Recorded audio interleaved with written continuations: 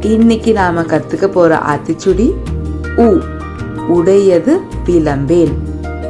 உடையது உன்னுடைய பொருள், செல்வம், அறிவு, வீரம், ரகசியங்கள் போன்ற திறமைகள்.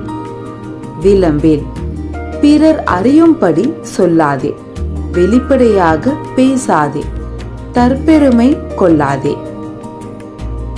அதாவது எப்பவுமே நம்மளோட பெருமைகளை, நம்ம ரகசியங்களை பத்தி மத்தவங்க கிட்ட பாராட்டி பேசிக்க கூடாது.